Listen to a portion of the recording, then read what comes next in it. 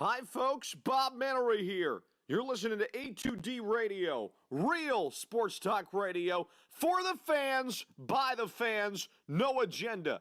These guys are the best in the business. Hashtag it. No notes.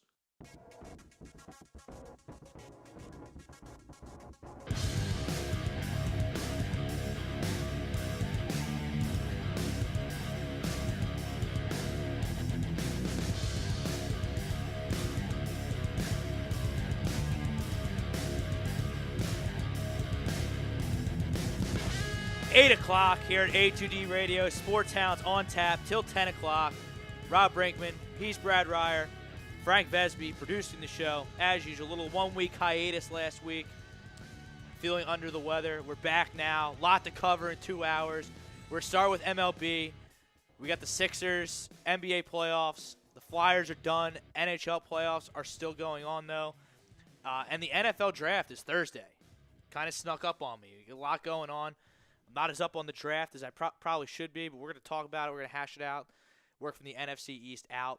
That'll probably be in the second hour. But MLB, Philadelphia Phillies are on fire, folks. It's unbelievable. Making me eat my words. Scanzano Sports, poll question of the night. Who's most to blame? 13 of 16, Brad. This team has won. Scanzano Sports poll question. Who deserves the most credit for this turnaround? Gabe Kapler, Odubel Herrera, Rhys Hoskins, or the bullpen / pitching staff. I roasted them bad. A lot of Philadelphia did. I got to give credit where credit is due. I got to give Gabe Kapler a lot of credit for righting the ship, being a good manager, really stopped micromanaging the team on this win streak, maybe getting booed on opening day. Was the kick in the ass this man needed to smarten up, but he's hitting all the right buttons now.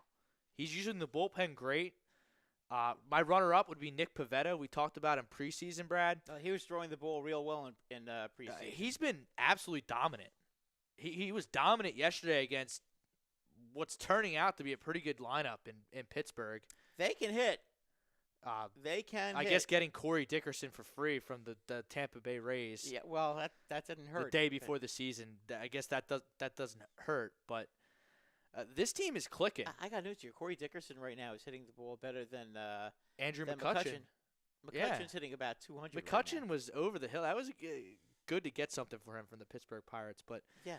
I mean, there really is no wrong answer to the poll question. I mean, Odubel Herrera has been dominant. And Rhys Hoskins, not only is he a great baseball player, he's really emerging as the team leader. Facebook coming in. Michael Mataraki, what's up, Mike? He's got Hoskins. He's emerging as a superstar, and he's the glue that keeps the team together. Couldn't agree more. Great player. He's feeling his way around out there in left field, but I like him in left. Okay. I like his bat. He's athletic enough to play left field. I was gonna say he's a pretty good athlete. He'll figure it out. He's never gonna be a Gold Glove out there, but he'll be fine. Yeah, that's fine. He's not gonna hurt you. And Odubel Herrera, I mean, this guy is an all-star talent. He has this plenty guy of is talent. He just has to stop being a bonehead. He hasn't been a bonehead this year. No, I mean, well, he had the one game where he didn't slide and he misplayed a ball, and people got on him. But I mean, yeah, he's but getting. But one game out of 19, you'll take that. He's hitting over 300. He's got an on-base percentage through the roof. I think it's 380 or something like that. That's outstanding. You know, he's not going to be. He's probably going to be in the 15 to 20 home run range, but yeah, but if he's going to hit 300 and he's going to steal you some bases, and he's going to be a tough out every time, that's what do you want from a center fielder? I mean, this guy hit 290 last year, and he was dreadful until June. Absolutely dreadful. Well, the fact that he's figured it out so early. I mean, this guy could win the batting title.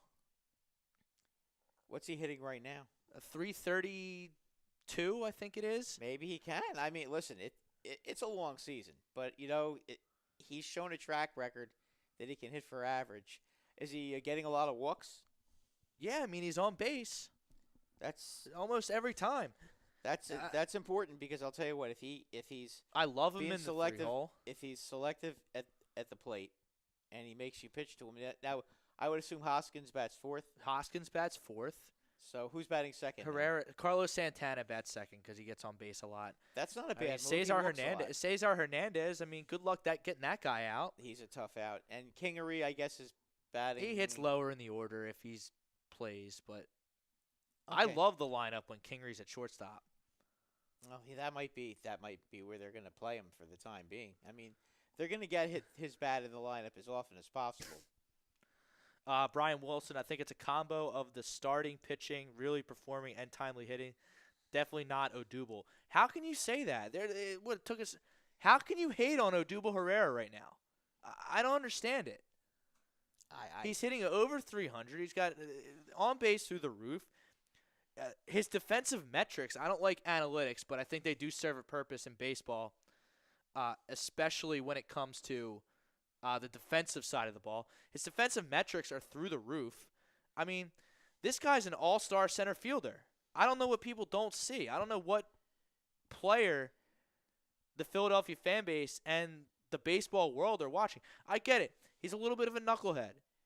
He's a show-off. He's a hot dog sometimes, but he really hasn't been. I mean, a handful of times, if you're going to hit 330 and get on base at a 380 clip, you can be a little bit of a knucklehead. He's got 84 plate appearances, okay? He's already scored 12 runs, which is pretty darn good. He's got 26 hits already. He's 5 doubles, 1 triple, 1 home run, 8 RBIs, a stolen base, 5 walks. What's his exact on-base percentage? On-base percentage, 369. 369. So it's not 380. It's over 350, though, which is the benchmark for me. Yeah. And he's well over 300 batting average. So I don't understand how you can say definitely not Odubel, LOL. I don't understand. He deserves just as much credit as anyone for this third 10 and 16 run that this team is on. Right now his WAR is 1.1. So, I mean, okay. But it's really early. I mean, it's really early. The Phillies do have 4 outfielders, though.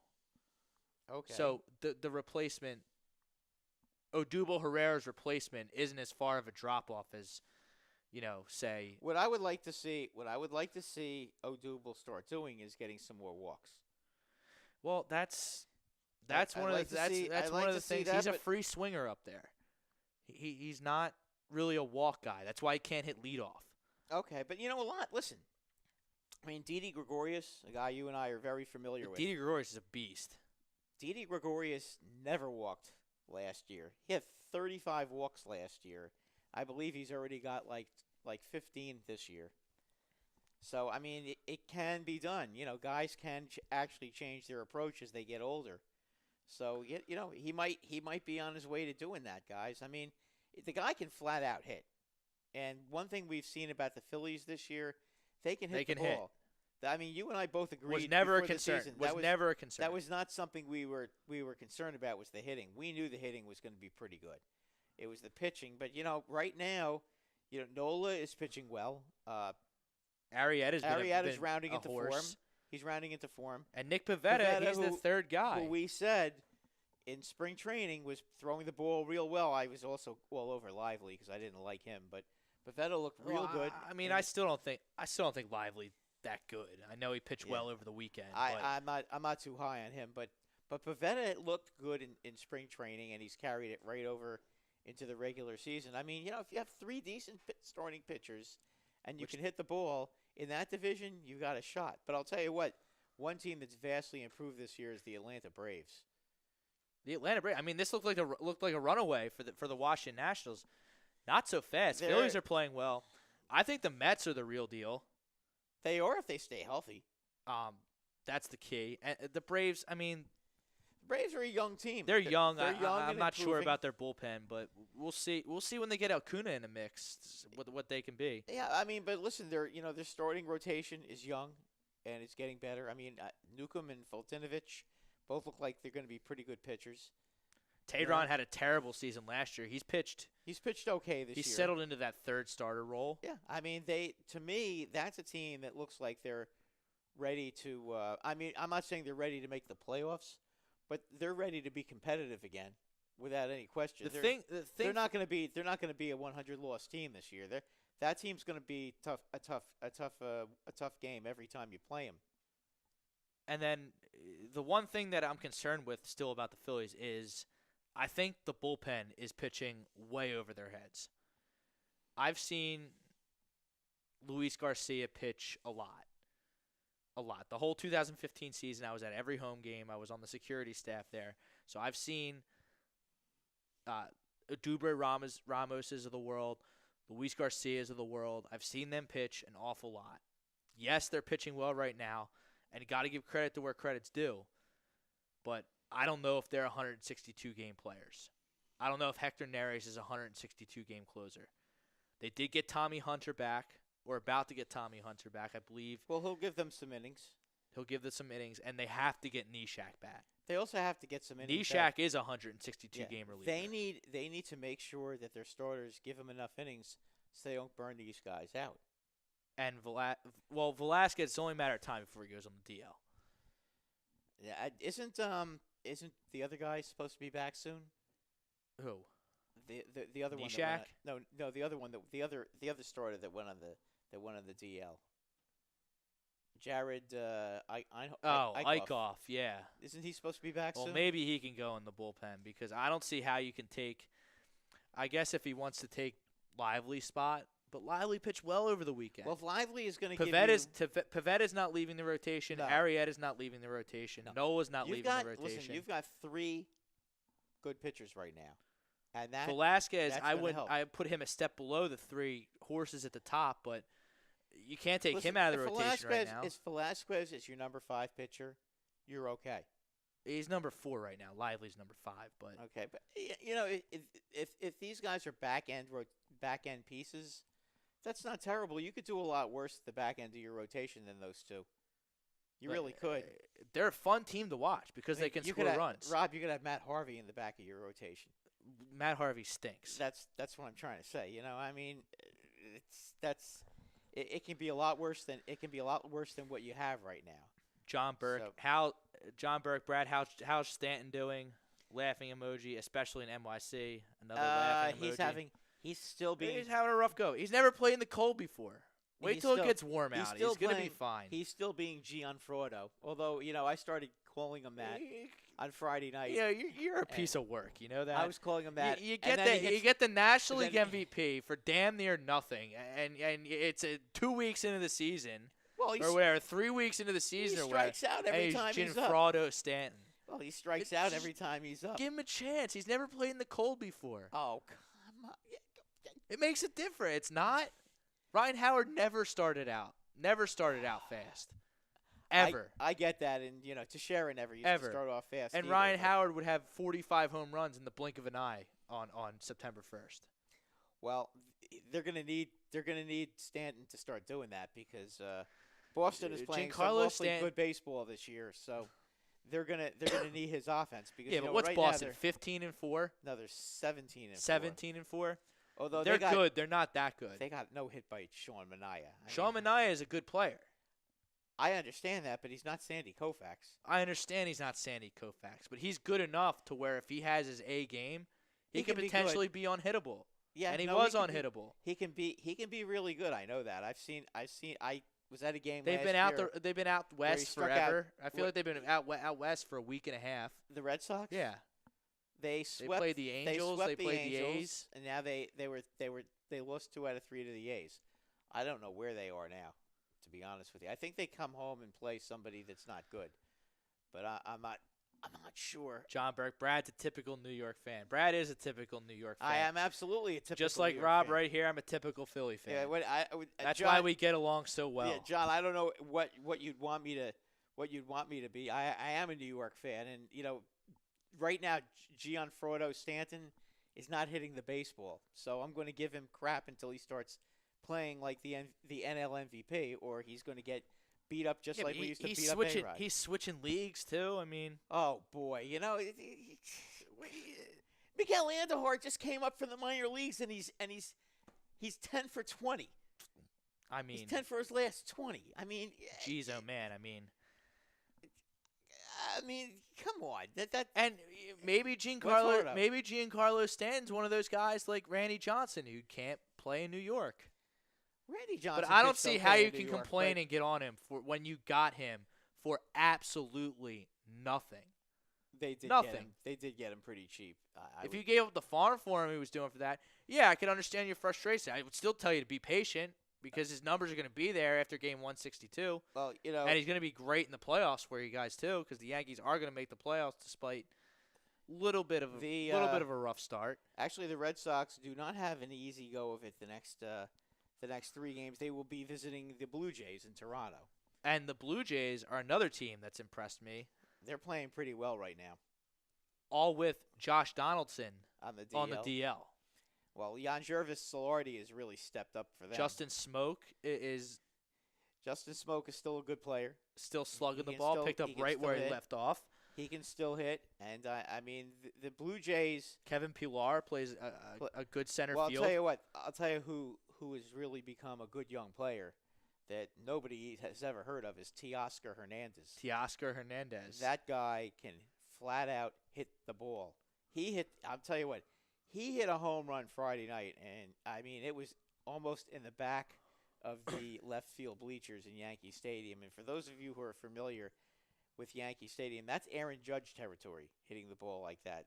That guy's got unbelievable power, and he can hit. And you know what? He's gonna stay in that Blue Jay lineup until further notice. Oh, he keeps hitting like this. Yes, He's not coming out he at is- all. He is red hot. I'll tell you what. I would have picked him up for my fantasy team if I needed an outfielder. Someone picked him up this morning. Oh, did they? Yeah, Oh, well, somebody was paying attention. 'Cause somebody was paying I attention. I Yes. thought about it, but I decided not to just because I don't think I have a problem with my outfield. But he can hit the ball. That guy. He is really good. They got some hitters on their team, and you know what? They can still pitch. Happ is pitching well. Aaron Sanchez looks like he's bouncing back. Yeah. I don't know what Marcus Stroman's doing. Marcus but Stroman I think has he'll been- get it together. He's been terrible. He's been as bad as Sonny Gray. I But- mean, he's worse actually. He's actually been worse. But I think both those guys are solid big league pitchers that their numbers are going to be there after game 162. I think something is up with Sonny Gray. I think he might be injured. His velocity's down. I think something might be up with Stroman too, because his velocity seemed to be down on Saturday. Because the Yankees, boy, in the 6th inning, I mean, he looked like a batting practice pitcher. And what was amazing was that the Blue Jays manager just left him in to get slaughtered. It was, I couldn't. I mean, Sometimes that's the right move, though, Brad. to let your pitcher just get pounded like that. I mean, sometimes you gotta save the pen. Sometimes. Yeah, I guess so. I mean, I don't know. There comes a point though. You don't want your. I mean, I think that guy is the best pitcher on their team. I wouldn't let their best pitch. I wouldn't want my best pitcher to get beat up too bad. I would try. Listen, you're gonna have games. Every pitcher is gonna have some bad games. Most of the time, if your ace pitcher is having a bad game, the manager will get him out before it gets too ugly. It just seems to me like that's how it is. I've seen a million examples. I could give you an example. Last year, Chris Sale, the Yankees were beating him up pretty good in Yankee Stadium. He'd given up, I think, 5 runs in 4 innings, and Boston got him out of there. And, I mean, that's usually what teams do when their aces are getting clobbered. I'm just surprised that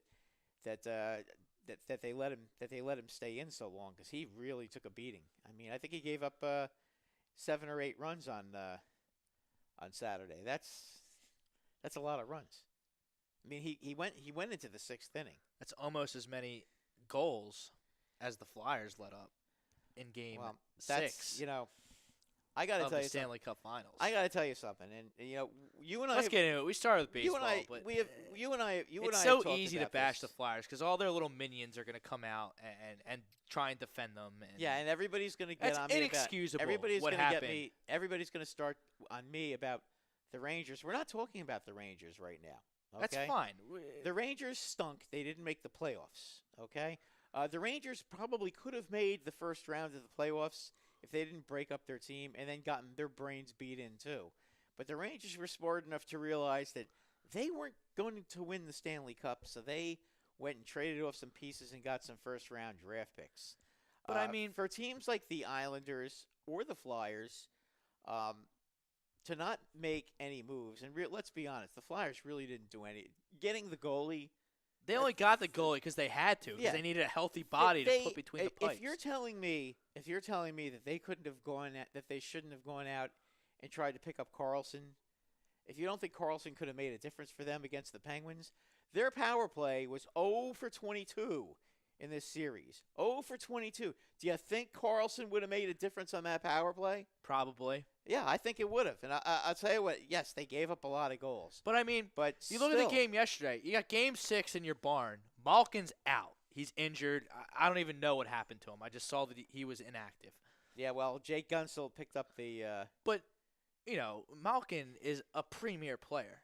Malkin's a great player. And so they're down a guy on the road, and they still put up fucking 8 goals. Exactly. And, they're going to cry about... What are you doing? They're going to cry about some of the penalties that weren't called. Yeah, well, who blames referees for losses after you get your brains beat in? Yeah, losers. Losers. I agree with you. Nerds. I agree Nerds with you. do that. Here's the problem. And I saw it on Facebook. You can't, you know what? Some of the fam was guilty of it. Some of the main offenders. Yeah, I mean, you can't just because you make just because there's a penalty, okay? That doesn't mean that you have to give up a goal. You're talking about the one in the third period on when the guy got tripped. Right. Okay. He swiped at the puck. He missed. I forget who he knocked over. Couturier maybe? Or Voracek or one of those guys. He swiped at the puck. He missed. He knocked him down. The puck came out to the guy in the Penguins, and he blasted it in. But come on, the goalie's got to stop that shot. It's a 40-foot shot. I mean, come on. And then you're 4-4 at the start of the third, and not 10 seconds into the third period, it's 5-4, just like that. I knew the game was over right there. It's 4-2, and you give up a goal immediately. At what point should they have put in Neuwirth and Mason and just played with 4? Well, not Mason. They don't have Mason anymore. Remember, they traded him. Elliott, you mean? Yeah, Elliott. Excuse me. That's Sorry. Okay. Elliott and Neuwirth put the 2-goalie system and then just have 4 guys out there trying to score. I bet you they still would have let up 4 goals. Well, the problem with the Flyers is defensively they stink this year. They really weren't good defensively all season. It magnified, but the problem is in the playoffs it really magnifies itself because you're playing against top teams, so you really get exposed a lot more. You don't notice it as much when you're playing teams that are not good. The Hurricanes. Like the Hurricanes, where you the can Rangers, play a C game and still win the or Rangers, get a the Bettman point. Right, exactly. And believe me, those Bettman points, keep in mind they were 42, 26, and 14 this year. Okay? 14 overtime losses. Now, in any normal sport, that's 42 and 40. Folks, 42 and 40 should not be a playoff team in any sport. Sorry. I mean, It really does. It really is baffling when you think, okay, you lost, but you almost won. So, here's this point. Could you imagine if in baseball you got a half a win if you got the game to extra innings? Yeah. Or hey, it was tied. It was tied at the 7th inning stretch. Here's a half a win. And if you can come back and win, then you get a full win. Rob, in the NBA, it's fucking ridiculous. Well, in the NBA, it's 100. We're going to overtime, so we're going to give you half a win. I mean, if you're going to play overtime, back in the day when they played ties, okay, you get a point. I get that. But now, if you're going to get a point for losing, then if you win in regulation, you should get 3 points, and you should only get 2 if you win in overtime. I guess that's something. They do that in soccer. I mean, they should do that in hockey. At least it makes the season more legitimate. I'm totally against, because after you brought that up, you're the hockey guy of the two of us. I hate it's ridiculous. Here, you almost won, so you get a point. You got a tie, so you get a point. Are you telling me that the Florida Panthers or the New Jersey Devils wouldn't have put up a better fight against the Pittsburgh Penguins than the Flyers did? Well, I'll tell you what, the Devils put up a pretty good fight against Tampa Bay. They didn't lose 7-0. And that's why it's so skewed, because I agree with you. I watched some of that series, and the Devils, they held their own. The Lightning were just a way better team and ultimately won the series in 5 games. The Lightning, but that's what Flyers fans are going to hang their hat on. Whoa, it took the 2-time Stanley Cup champions to the 6 games. No, you didn't. No, here's the thing. First of all, the Penguins are – if you watch the Penguins this year, and you've watched them the last 2 years, this team is not as good as the last two. Okay, they defensively, they are not as good. Any hockey expert will tell you that. It's not. This isn't just me saying that to kill the Penguins. Okay, I'm watching. I'm giving you my honest opinion. I don't think defensively they're as good this year as they've been the last couple of years. Keep in mind, last year they were so good defensively, they won the Stanley Cup without Chris Letang. Okay, and this year, if they didn't have Chris Letang on their team defensively, that would be a big blow for them. You know, I mean, anybody who thinks Ian Cole and Trevor Daley don't make a difference to them defensively, they do. The Penguins' defense is not that great, and Matt Murray is okay, but you know what? You don't have Fleury back there just in case Murray has a bad game to come in and save your bacon anymore.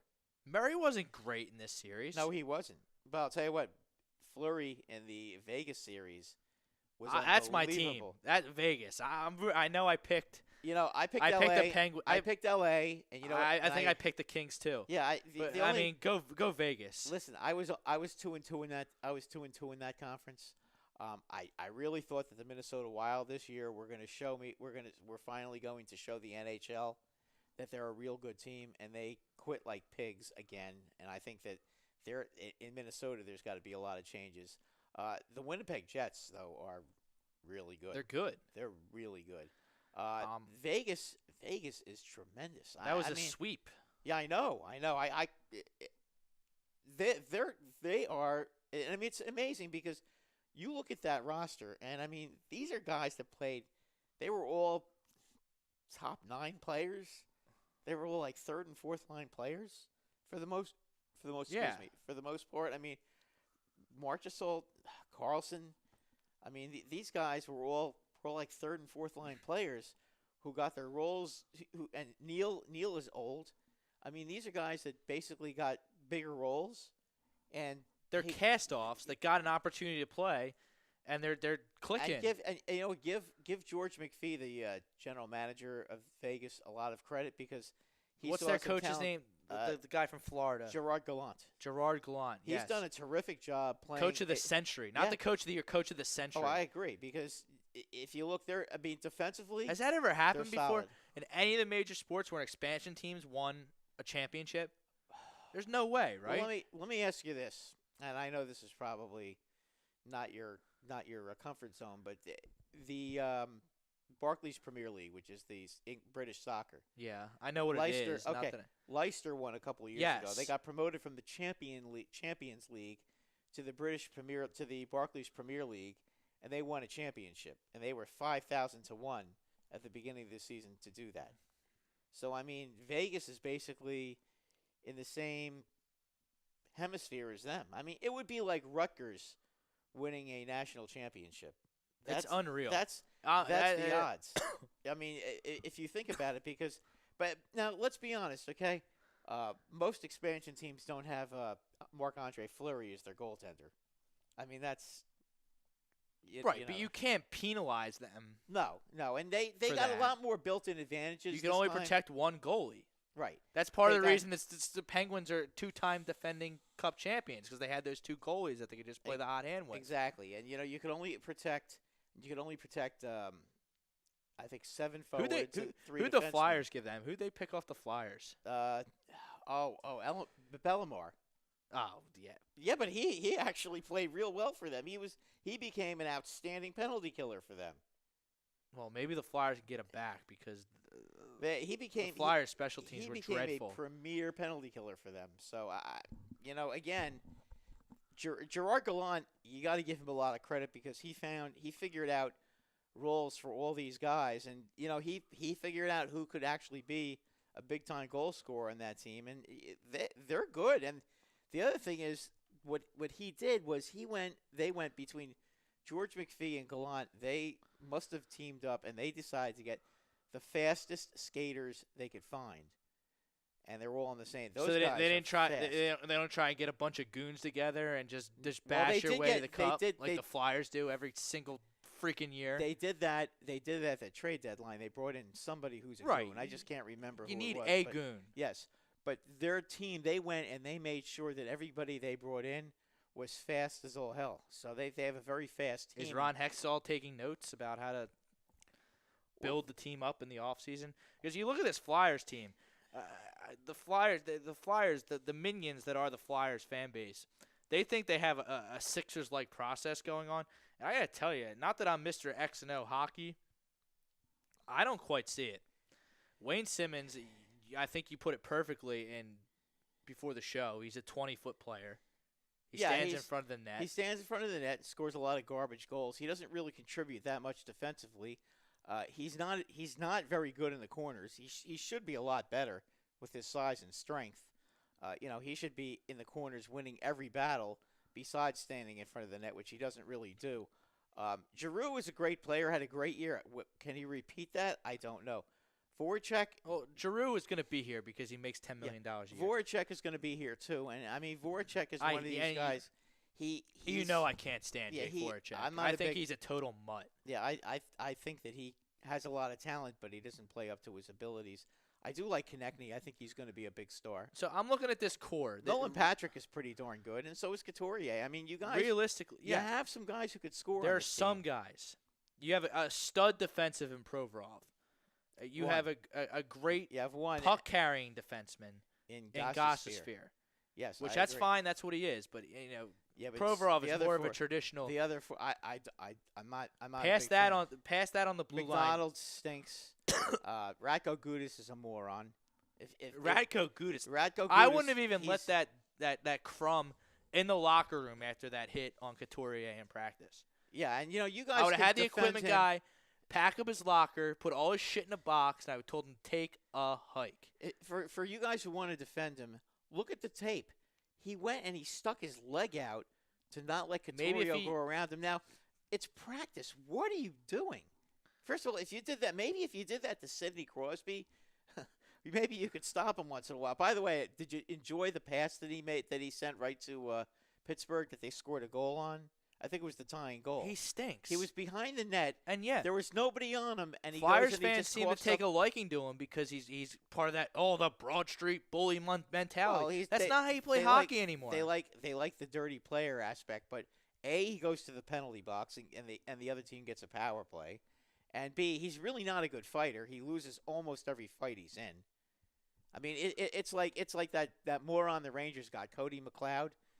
If you're going to get a fighter, at least get one that's going to win some fights. Yeah. I mean, just because you get into fights. Sometimes it's the principle of it, standing up. It can rally a team. I've seen it happen before. You have too. I have too. But to rally the team, winning the fight kind of helps. It does. Yeah, it does. I mean, you can't go out and get beat up all the time. I mean, that doesn't. To me, that doesn't. So work. You got 2 defensemen out of 6. Not a good ratio. They need to improve their number 3 and number 4 defensemen. You have no goalie. No, their goaltending is not good. Carter Hart, hopefully he can play next year because I don't really see. I don't know if he's the number 1 yet, but I mean, listen, it's possible. Oh, Brad, but you Winnipeg, give him Winnipeg. Connor Hellebuck became one heck of a goaltender this year. I mean, guys can jump in. They got to find someone. I don't care how they do it, whether it's Carter Hart or they make a trade. Or they sign someone. They got to do better. They need to have a big time goalie because if you're going to have a shaky defense, and it's very hard to build a group. Listen, building a defense core is the hardest thing to do in hockey. It's not that hard to build a bunch of forwards. It really isn't. But even if you look at their forwards, Giroux's going to be here. I like Giroux. He had 100 points this year. He had a good year this year. You can't complain about it. Top 5 for the Hart Trophy, I would imagine. He was real solid. I'm not a Voracek guy. But he had a lot of Simmons really took a step back, especially down the stretch.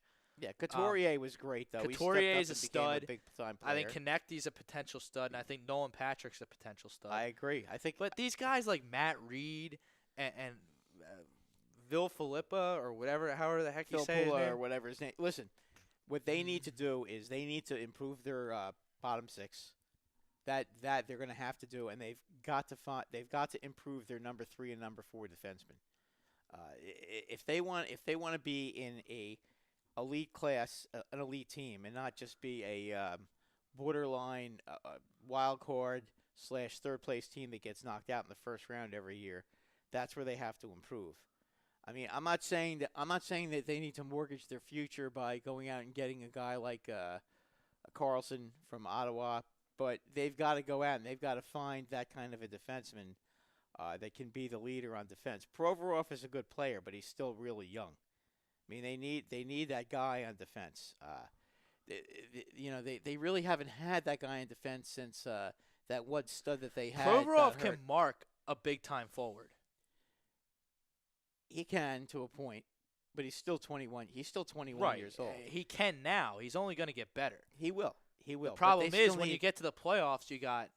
I mean, look at the Penguins. Look at the Pittsburgh Penguins. But every team has. But every team has two good in the playoffs. I understand that. That's teams why have 2 to 3 really good lines. Right. Look at the Pittsburgh Penguins' #1 power play unit. You have Crosby, Malkin, Kessel. Right. As the forwards. That's the first line. That's the first line. Second line. Then you have second line. Jake Gensel, whoever that is, has 4 goals. Well, he had a lot of goals. He scored a lot of goals this year. Gensel's a real good player, but you got guys like Gensel and Derek Brassard. They're a great player. They're loaded. They have a lot of real good players in there. And Letang can still score. I mean, they've got a real good team, Pittsburgh. They still are real good. I don't think though that they're as good as they were last year, and I don't think they're going to win the Stanley Cup. And I'm not trying to insult anybody. That goes for fucking Pittsburgh. We're Flyers country. I'm just saying I just don't think that team is going to win the Stanley Cup. I hate them, but they've played a lot of of Stanley Cup. I think they've played a lot of games the last few years. I could see them getting some heavy legs in the second and third round. I think the team still in the East to beat is Tampa Bay. Although if they have to play Boston, I know they lost 3 out of 4 games to them, but that last game Tampa played Boston in Tampa when they had all the guys from the trade, they beat Boston 5-0, and there is something to be said about that. You know, the new Lightning with McDonough and Miller beat the Boston Bruins 5-0. So that to John me Burke, says Brad something. Stopp. They have Crosby. They do have Crosby. That's a true statement there by John Burke. Robert Krupp checking in from Vegas. Ryan Reeves, Vegas goon from Pittsburgh. Thank you. Yeah, that's the one I was referring to. But okay. Ryan Reeves can play though. I mean, he's not totally. He's a goon, but he's a goon that can actually like win battles in the corners. But I'll tell you what, Ryan Reeves might be the best fighter in the league. So that was a good pickup because that's a guy that nobody wants to mess with because he's that good a fighter. I mean, Michael Wesley Chromiak. Hey fellas, Hoskins is lighting it up. Referring to the poll question, star in the making. Reese Hoskins is a star in the making. Reese Hoskins is a star right now. Gudis and McDonald should have already had their name tags removed from their lockers. Bums. The countdown to Carter Hart's arrival is on. Have a great show. Thank you, Flyer fans, for agreeing with me about Gudis. He's not good. Carter Hart. I mean, could there be any less pressure on a big time prospect than Carter Hart? He's gonna have. All this guy has to do is be average, and he's gonna look like Dominic Hasek. He will absolutely be an upgrade as all the Flyer goalies right now to me are backups from what I've seen. If that. Alex Lyon, I mean, I don't know how he played against the rest of the league. I'll tell you what, when he played against the Rangers, he looked like the second coming of Bernie Perron. I don't really understand what happened to him, but the Flyers need to answer that question between the pipes. I mean, that's something they got to address in the offseason. I mean, if they think that Hart is going to be the next Marty Brodeur, then bring him up next year. Play him every game. What choice do they have? Even when they struggle, well, they could go out and get a free agent if they have to. With what money? I don't know if they have money, but the cap's going up this year by $5-6 million. You know, Val Filppula is coming off your books, and he was making $5 million. So you should have around $10 million at least to spend this season in the off season. With $10 million, you should be able to find a relatively good goalie. I would, if I was Hextall, I would try to find one that doesn't have an injury history and one that's actually been in the playoffs and won some playoff games, unlike Brian Elliott, who stinks. And I told you that before the season started. I never liked him. I didn't like him in St. Louis. I didn't like him he was terrible last year in Calgary, and This year he wasn't all that much better. But I mean, listen. Remember we were doing the show at 1360 WNJC, and they signed Brian Elliott.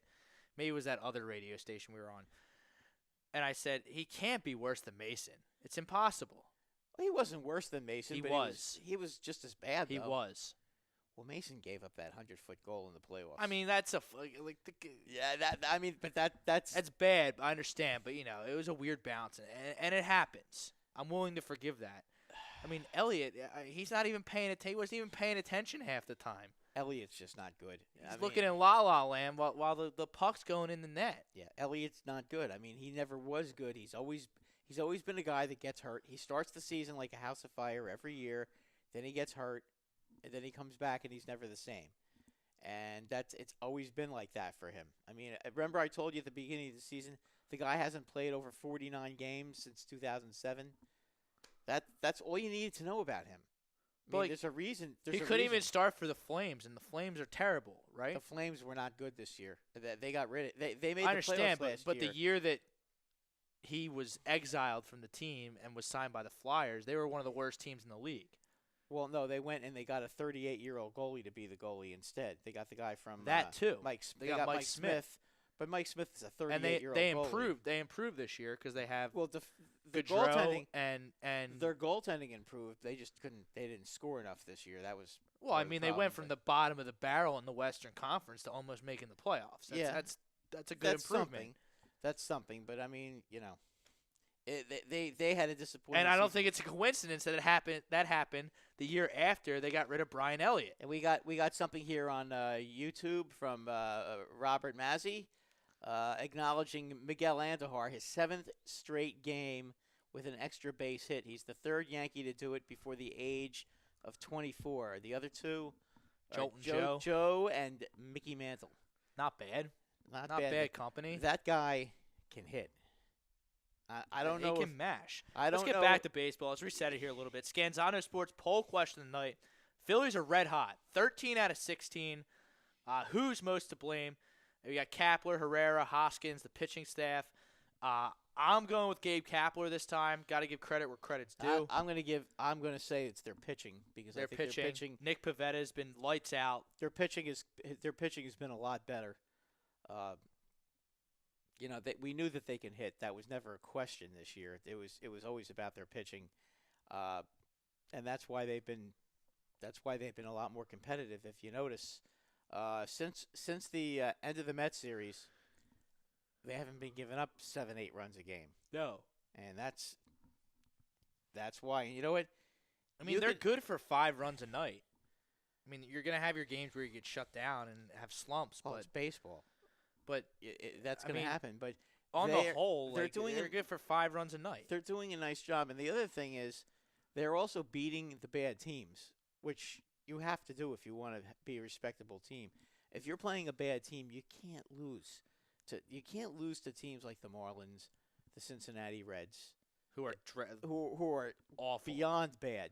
3-18 they are. Or Tampa Bay. Those are teams you've got to beat. And you know what? To their credit, they have won them all, and that's what the Phillies really needed to do. They need to prove that they are not one of those dregs of the league. So, that's by the way, I'm going to the game. Robert Mazzi agrees with you, by the way. What? About the Phillies. Which part? Like the pitching. The pitching? Yeah. Well, my answer to the poll question was Kapler. Oh, Kapler? Okay. He's pushing the right buttons right now and really recovered from a dismal start. Really bad start, which really could have got out of hand with the way the media and the fans treat struggling newcomers. Well, they do that. I understand. This is the Northeast, Rob. Whether you're in New York, Boston, Washington, Philadelphia, I understand, Baltimore, but I think he deserves. Our whole coastline is very. He deserves brutal. a lot of credit for righting the ship.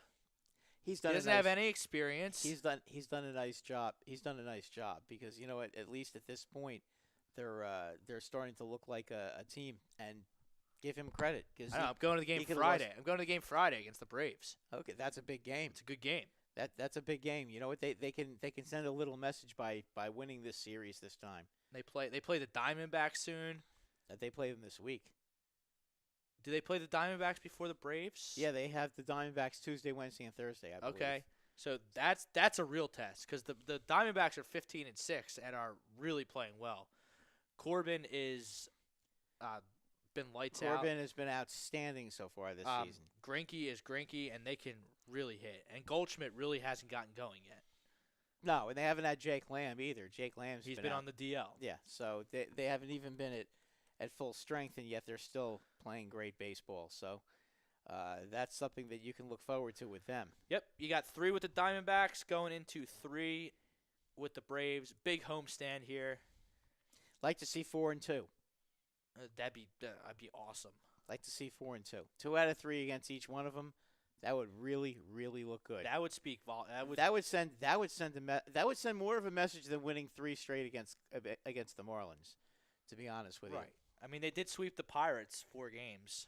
The Pirates are not bad, but I mean, come the end of the season, I don't know what they're going to be. The Probably Pirates. 500 if they're lucky. Yeah, it's going to be. They're in a tough division.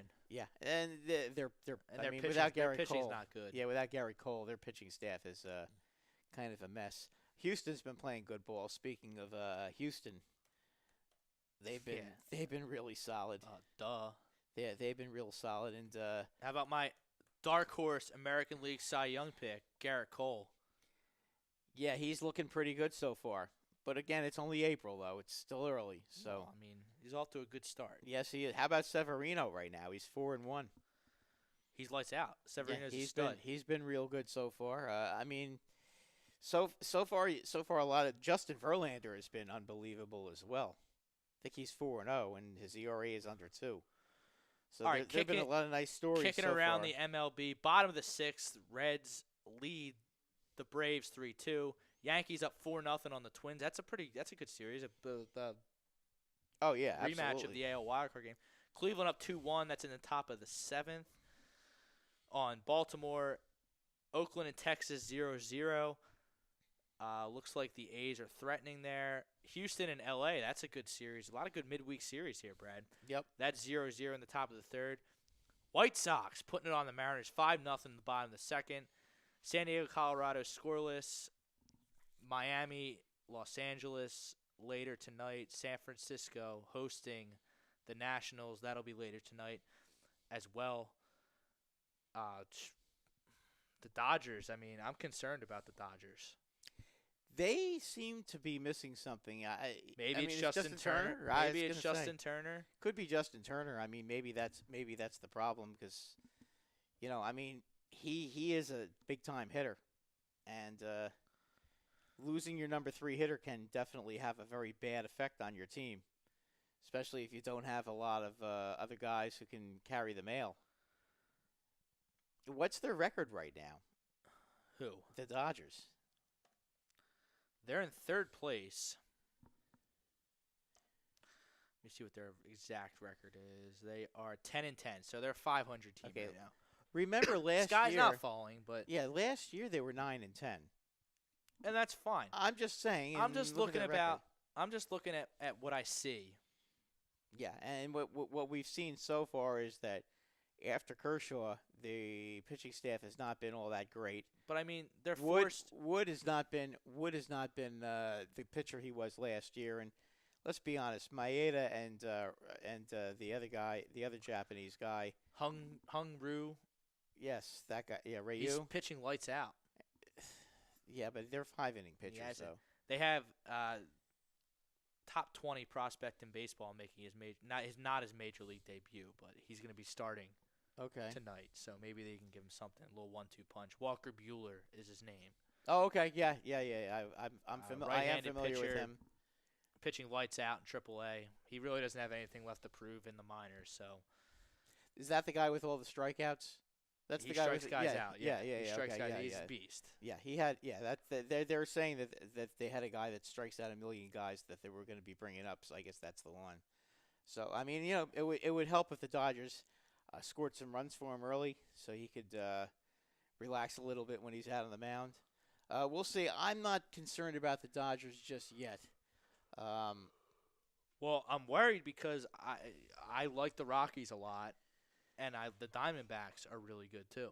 Yeah, I mean, I know there was 3 West teams that made the playoffs last year, but to assume 3 teams are going to make the playoffs from one Well, division. That's a tall task. It is when you consider the fact that the Mets, Phillies, and Braves are significantly better this year than they were last year.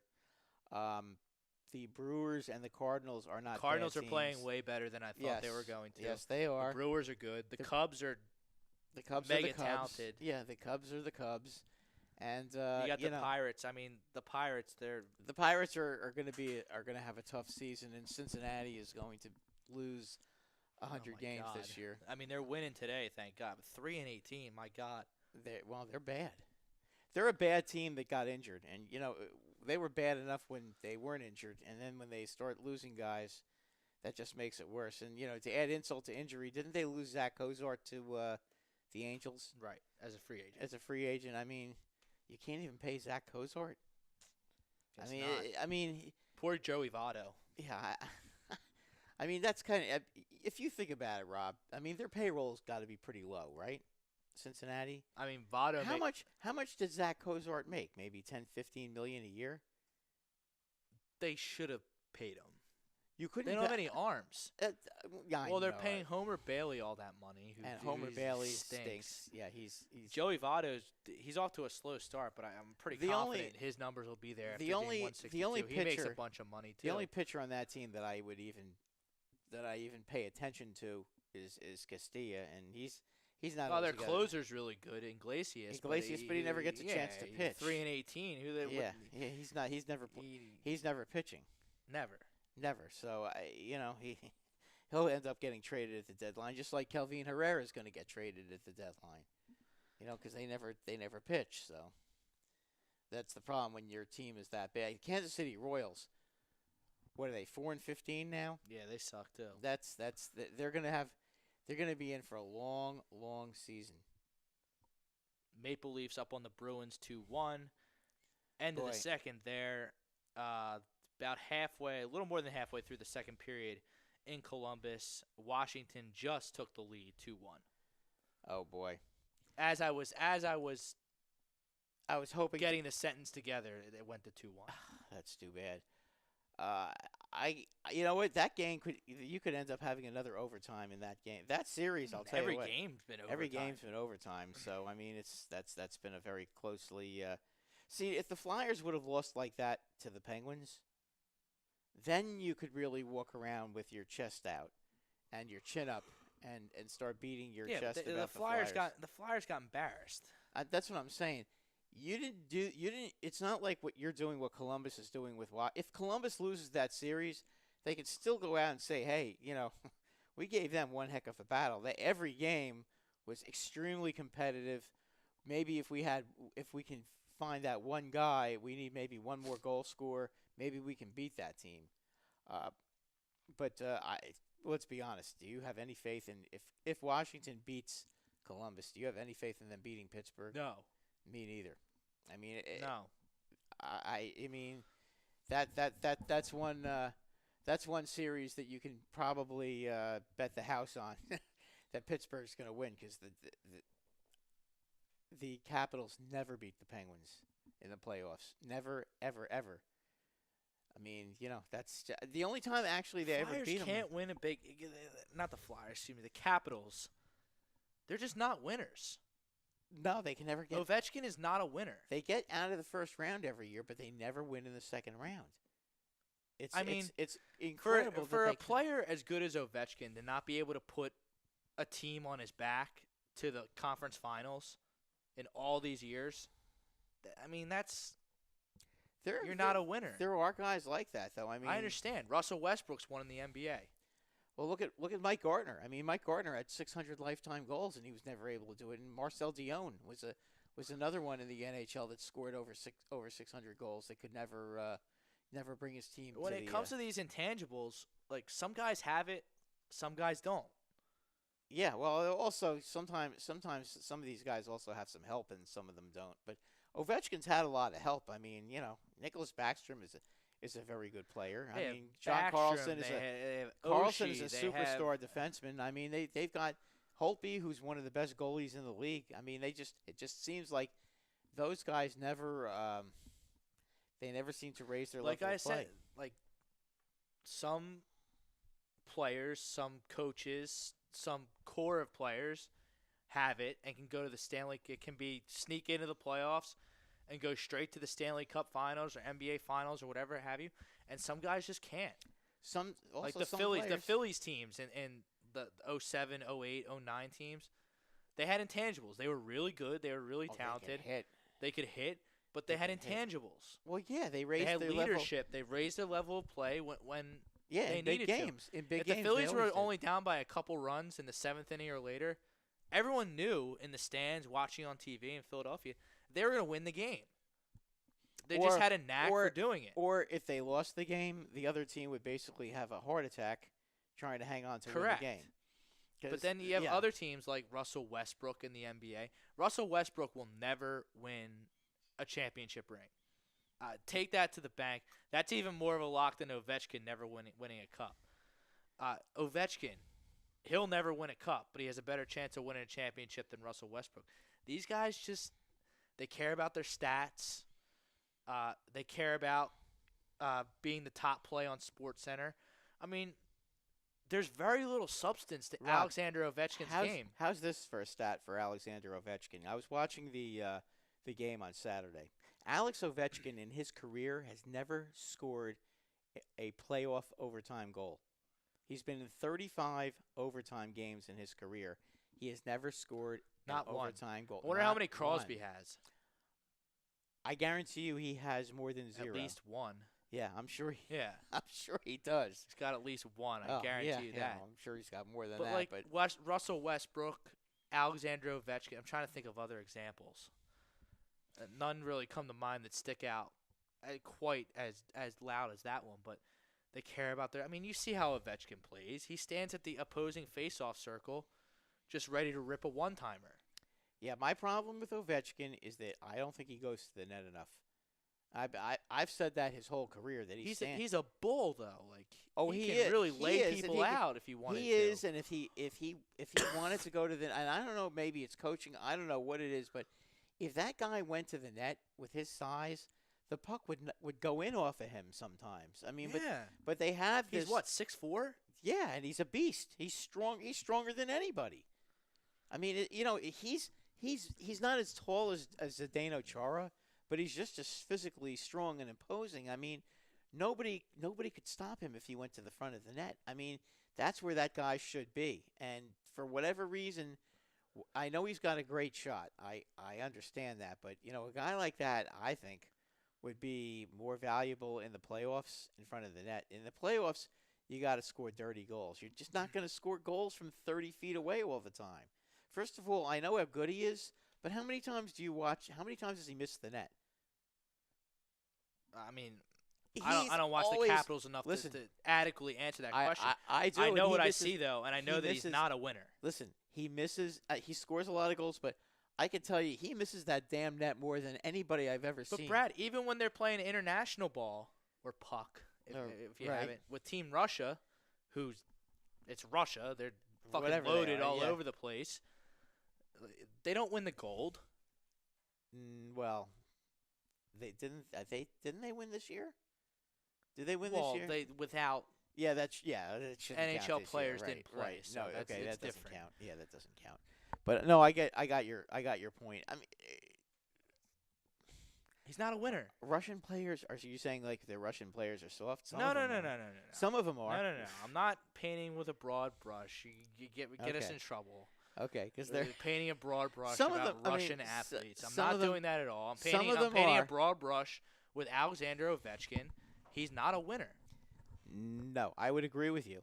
All right, we got to take a break. Switching over exclusively to YouTube. Check out my Facebook page, Frank's Facebook page, A2D Facebook page. YouTube, we got the NFL Draft and the 10-9-8 76ers. Are they going to the finals? Find out after this.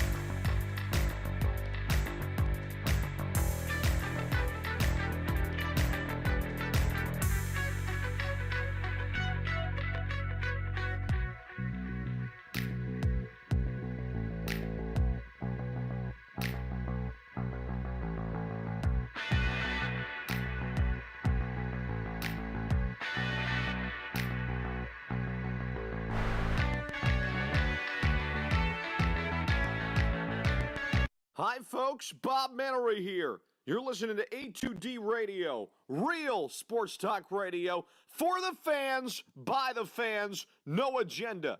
These guys are the best in the business. Hashtag it. No notes.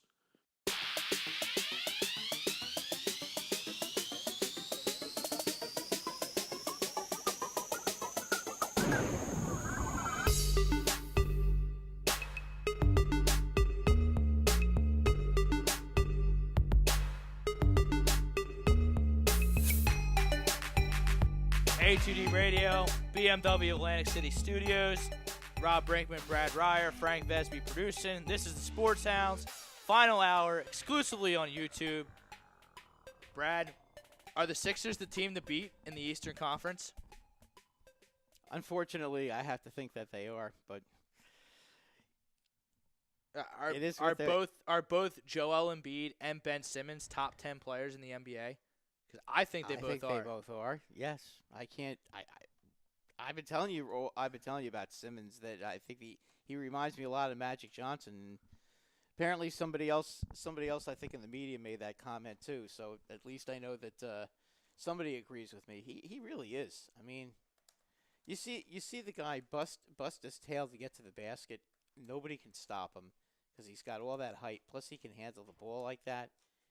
I mean, he's a freak. I mean, how many guys that are 7 feet tall can handle the ball like he does? Not many. I mean, LeBron's 6'8". Magic was what, 6'9"? Magic was 6'8", 6'9". Yeah. I mean, that's three players in the whole history of the league. But they're not 7 feet. No.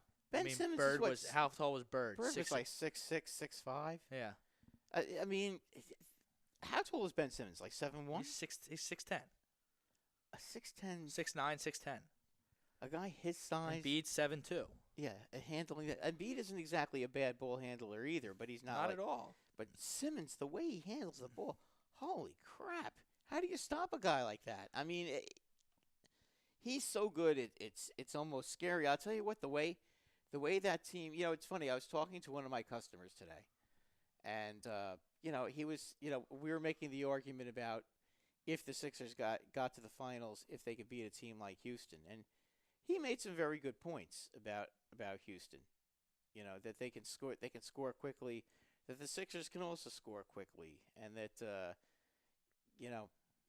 they might, the Sixers might be able to answer them with their offense. I mean, if that is the finals, the Sixers and the Rockets, I mean, the Sixers may not win, but they won't get shown up by that team. I'll tell you what. I mean, no one on the Rockets can cover Ben Simmons or Joel Embiid.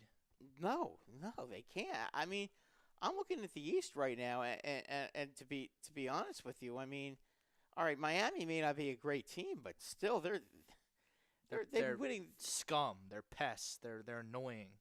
Yeah, well, they're like mosquitoes. They're mosquitoes. They're the Miami cheat. Okay? A bunch of mosquitoes, which I respect a lot. I always gravitate towards teams and players like that. Yeah, I still hate Miami from when they played the Knicks in the playoffs and they started that fight. Which time? Well, those teams hated each other. Yeah, well, remember the one time Jeff Van Gundy got punched square in the face? Yes. Someone ducked and they hit him. He was holding on to Alonzo Mourning's leg. He's a complete nerd, and he's trying to mix it up with Zoe. Well, give him credit for having the nerve to actually go out there. But you got to know your place. You can't lit up. Yeah, well, he's lucky he didn't. But that was. I mean, I just hated that. I hated that team. I still can't stand Riley. I mean, it's just there's a lot of history. To see them lose and get humiliated in the playoffs is always an enjoyment for me. And then they go and they buy those championships by getting LeBron and Chris Bosh, bought and paid for championships. Yeah, and Shaquille O'Neal, as I said, every championship the Miami Heat have ever won was bought and paid for. They still count though, Brad. Oh, I know they do. They still count. They all count. You know, the same could be said about the Dallas Cowboys back in the 90s.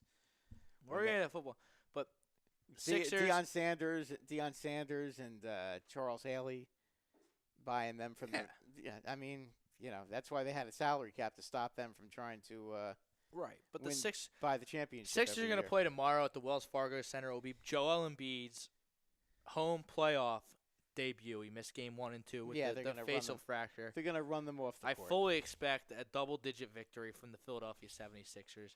I fully expect the Miami Heat to, as you just aptly called them, Miami cheat, to kick and scream the whole way, maybe take a couple cheap shots down the stretch.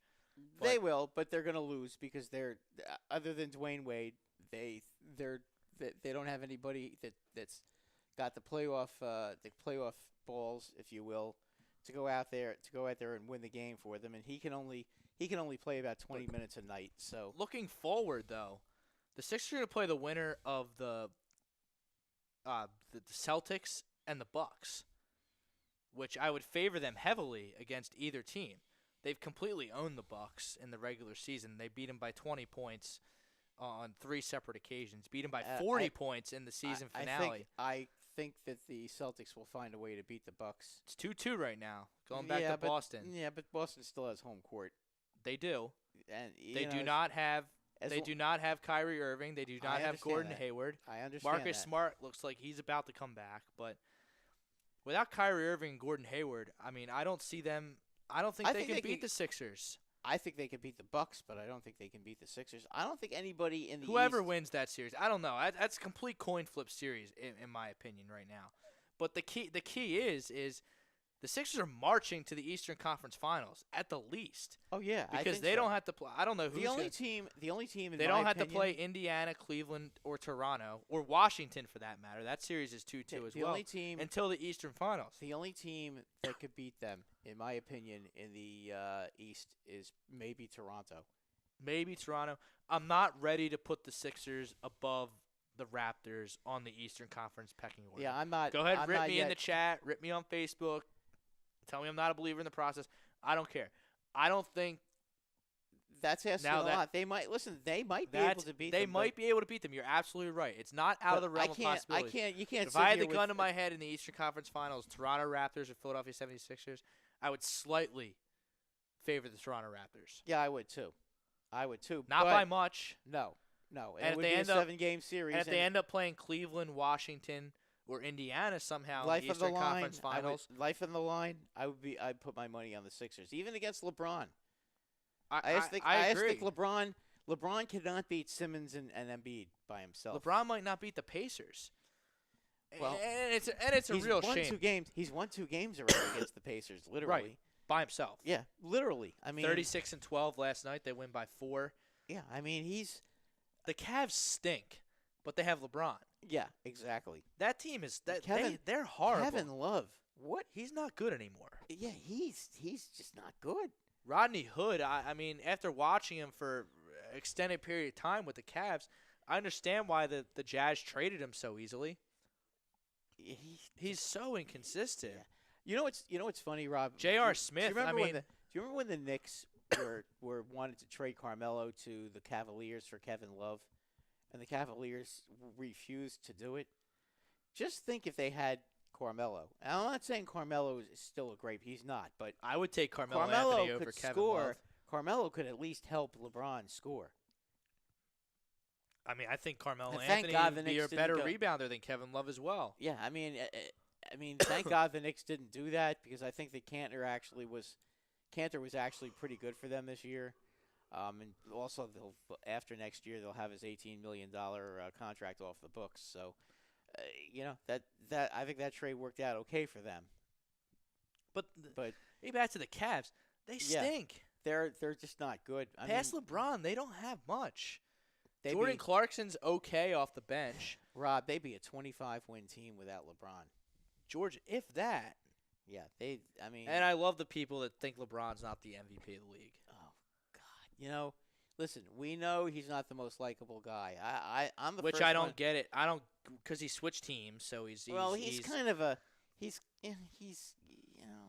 kind of. How is he different than Kobe or I'm talking about attitude-wise towards the refs and his teammates? Okay, we got Bob Brinkman right now, who thinks Simmons might end up being the greatest Sixer of all time, by the time he is done, assuming he stays here. He's I unstoppable. 100%. Simmons on I would. ability to take over the game. I don't know about him being better than Wilt, but because Wilt might be in a class by his own, but he could be the second best. I'll give you that. And your boy Giancarlo Stanton has homered. Gianfrodo hit another home run. Gianfrodo hit a home run. But well, what's the score now? 6-1. I don't know. Yeah, well, I can tell you he didn't hit a home run to put them ahead. But I being too hard. Now I'm just being. Now you're just being a dickhead. Yeah, I am. But that's a good point They by all Bob. can. I mean, there's not. I mean, what Ben Simmons has, what Embiid has, what guys like LeBron have, it can't be taught. You can't teach 6'8", 6'9", 6'10", 7'3", No. that type of athletic ability and the skill sets they have. What they have is God-given. And the Sixers have 2 top 10 players now. I think whether they trade for Kawhi, whether they sign Paul George, or sign LeBron James, they're going to add a third potential top 10 player somehow to complete this process. And then you have Fultz, Saric, Redick, Bellinelli, Ilyasova as role players. McConnell. Or they will trade for one. Because they got They could plenty, trade- because they have those guys you just mentioned. Right. And they have whom they 2 could trade first-round for. draft picks. So we'll see. They have well, 2 Kawhi They have 2 first-round draft picks? probably. Like, I forget what the exact number is, but it's like, Boy, oh boy. yeah, they're going to have the Lakers pick. Let me see if I can rattle this off correctly. If the Lakers pick falls between 2 and 6, it goes to the Celtics as part of the Markelle Fultz trade. So we won't know that until Whatever they do the ping draft pong lottery. ball day. If the Lakers hit the jackpot and win the lottery, that pick is the Philadelphia 76ers. And then if it's 7 through 14. The Sixers get their first-round pick if they win the lottery? Correct. Oh, boy. Correct. That would just be... If it finishes 2 through 6, the Celtics get it. And then if it's 7 through whatever it is, 14, which is the most likely scenario, it's slated percentage-wise to be the 10th overall pick in the draft. The Sixers get it. That's probably where it's So going to be. that's probably, and then they'll have their own pick as well. Right, which is going to be probably around 30. Right. Now, if they don't get the Lakers pick this year, they get the Kings pick next year. And the Kings stink. So if the Sixers don't come away with 2 first-round picks this year, they'll get the Kings pick The next following year. year. Next year. So there's... So I mean, whether it's this year or next year, one of those drafts they're gonna have 2 they're going to first-round end up... picks. Yeah, they're going to end up with... Which they could trade. Which they could trade. My point being is that could be a valuable. Yeah, they could... Especially if they ends up being the Kings pick, that could be the Kings stink. I agree. That could be the first pick in But the draft. Kawhi Leonard, that would have to be a trade. Who knows becomes available in basketball. Teams are always trying to shake things up. But Well, I mean, and then there's always the LeBron James factor. I think that's the most likely scenario Yeah, is that that's- LeBron just joins up That could because happen. it's just a bunch, especially if he loses to the Pacers in the first round. Yeah, I mean, It- he's got. It won't be his fault that they lose. I mean, their team, they stink. No, I mean it. I mean he's. I mean the other day, what was it? The game that they lost. When they were up by a bunch of points Right, at halftime, and they were they up by lost. 18 at halftime, and they lost. Yeah, I mean, who's taking the final shot because he didn't pass the ball? J.R. Smith wouldn't Yeah. pass the ball. I mean, J.R. Smith, get the guy misses If the I rebound. was LeBron James and I J.R. would Smith, have freaking killed him. I would have strangled them. Yeah, I mean, J.R. Smith got the rebound because the guy missed the foul shot to give the Cavaliers an actual prayer because I think they were Yeah. down 3. They were down 2. They put And somebody at the he foul went line. 1 for 2 He from went the line. 1 for so they 2. were He down missed 3. the second shot. He made the first one, missed the second. J.R. Smith got the rebound. They had no timeouts left. Instead of getting the ball And I to get it. LeBron, he just took the ball Takes it and chucks it. and chucks a 40-footer instead of giving the ball to LeBron. I mean, are you kidding me? I get it. LeBron's not Steph Curry. He's not when it comes to shooting, no. But you know what? You still have to give the ball to your best player. I'm still taking my chances with Yeah. LeBron taking a 3 in crunch time than J.R. Smith. J.R. J.R. But the only way that this Cavs team has a chance to win is if LeBron just goes off for 40, 45, 35 points. And somebody else has to help him. Right, but that's not – LeBron is at his best when he has like 25 points and he's 10, passing. And 10, 15 assists. He's passing the ball. Right. He's getting his teammates involved. But he's he doesn't rebounding have, the basketball. But he doesn't have the talent around him to do that now. I mean, I was watching the game last night. I mean, it was a great scheme by Tyronn Lue. A great overall scheme. It was early in the game. I think it was either late first, second quarter, first half for sure, where LeBron would drive. They would leave Kyle Korver wide open in the corner. LeBron would kick him the ball. Kyle Korver's a sharpshooter, 3-point. That's what he's supposed to do.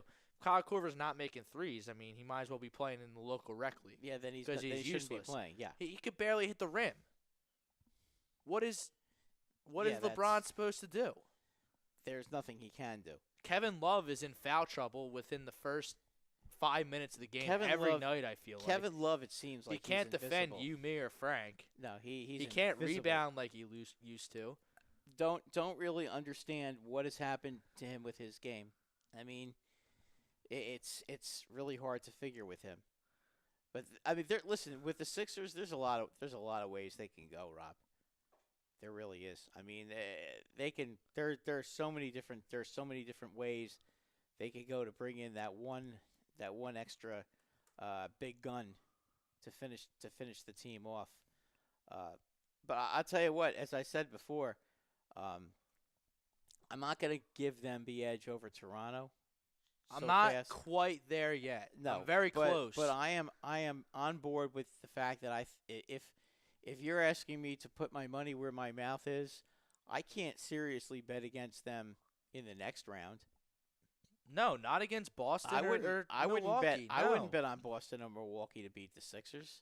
No shot. I wouldn't like hand over my money to do that because I think I'd lose that bet. I would bet they'll the have Raptors, home court. They'll have home court against the Bucks.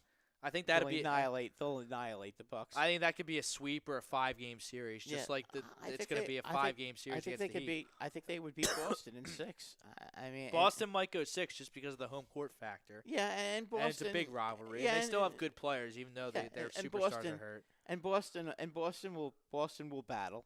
I mean, there's no question about that. They're a gritty team. They'll battle you. But they won't win more than 2 games. Toronto's 11 deep. They have a great coach. DeMar DeRozan and Kyle Lowry are superstars. And their big guy. They're battle tested as well. Yeah, and their big guy may not beat Embiid up as far as he'll get outscored by Embiid, but you know what? Embiid will not be completely dominant against them. Not the way he is against the rest of the league. Bob Brinkman, I think Wilt was more dominant player overall, but was a Warrior, Sixer, and Laker. If Simmons stays, will make a bigger mark on this franchise. I agree with Bob there. I think you're living in the old school with your Wilt Chamberlain. What about Dr. J? Dr. J was he was iconic, but they've had some great players over the years. Dr. J, Moses Malone. I mean, they've really I think Simmons can be better than all of them. I think Embiid can be better than all of them. Well, you know what? If they get the you rings, could have the 2 greatest Sixers of all time on the team right now. They have brought to win. To you by Sam Hinkie. They need to win rings though to get that moniker. That's very true. Well, I mean, they need to win rings. I mean, listen, Wilt. I know Wilt only won one as a Sixer. 1 is a Sixer. 1 is a Sixer, but you know what? That Sixer team was 68-13, and is generally regarded in most NBA circles as one of the greatest teams of all time.